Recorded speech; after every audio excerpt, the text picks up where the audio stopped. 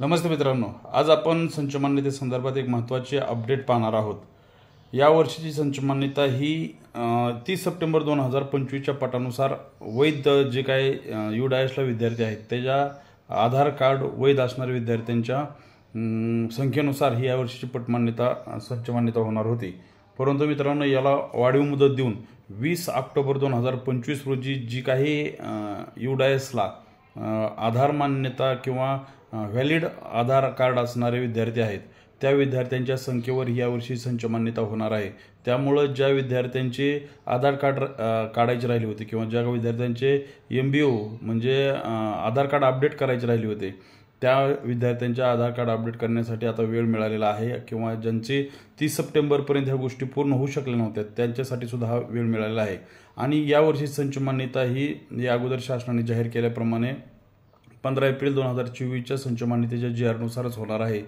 या GRला हायकोर्टामध्ये चॅलेंज करण्यात आले होतं। याच्या विरोधात अनेक केसेस दाखल झाल्या होत्या। न्यायालयीन प्रक्रियेमध्ये हा GR अडकलेला होता। ह्या न्यायालयीन प्रक्रियेमध्ये अनेक सुनावण्या झाल्या आणि त्याचा निकाल येणं बाकी होतं, परंतु त्यानंतर त्याचे अपडेट ऑनलाईनही दिसत नाही आणि आपला वकिलांशी सध्या संपर्क न झाल्यामुळे त्यांचे पुढचे अपडेट काही कळत नाही।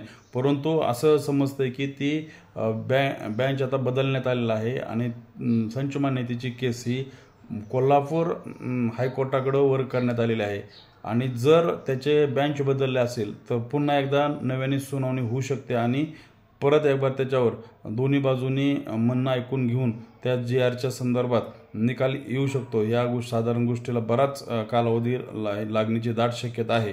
त्यामुळं तुर्तास तरी सध्या महाराष्ट्र शासन किंवा शालेय शिक्षण विभाग हा 15 मार्च 2024च्या शासन निर्णयाच्या GR नुसारच यावर्षीची संच मान्यता करणार आहे। या संच मान्यतेचा परिणाम सध्याच्या कार्यरत असणाऱ्या शिक्षकांवर तर होणार आहेच, परंतु योग घातलेली नवीन भरती जी आहे नवीन भरतीसाठी सुद्धा या संच मान्यते GR नुसार परिणाम होणार आहे। कारण या संच मान्यते GR नुसार एका शिक्षकासाठी विद्यार्थ्याचं प्रमाण हे जास्त आहे। पहिल्या जुन्या GR नुसार 20 पट असेल तर 2 शिक्षक आणि 60+ असेल 60+1 म्हणजे 61 जर विद्यार्थी असतील तर तिसरा शिक्षक हा ग्राह्य धरला जात होता किंवा त्या तिसरा शिक्षक मंजूर केला जात होता। परंतु आता मात्र 75+ असा असल्यामुळं म्हणजे 76 विद्यार्थी असतील तरच तिसरा शिक्षक हा मिळणार आहे।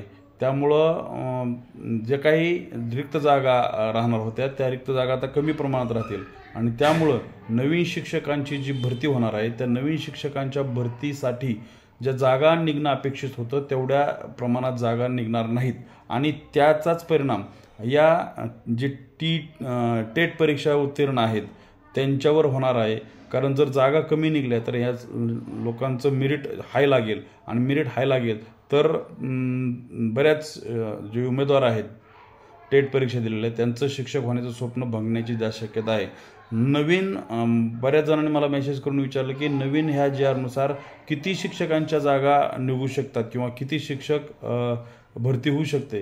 तर साधारण नवीन GR नुसार संपूर्ण महाराष्ट्रामध्ये आहे त्या शिक्षकांमधीलच अतिरिक्त होतील, परंतु काही ठिकाणी साधारण 5 ते 7 हजार 8 हजारापर्यंत जागा निघतील याच्या संदर्भाचा एक अंदाज व्यक्त केला जातो। पण जुन्या GR नुसार 20 ते 22 हजार जागा निघल्या असत्या आणि भरपूर प्रमाणात भरती झाली असती आणि विद्यार्थ्यांचं शैक्षणिक हितसुद्धा जपलं गेलं असतं।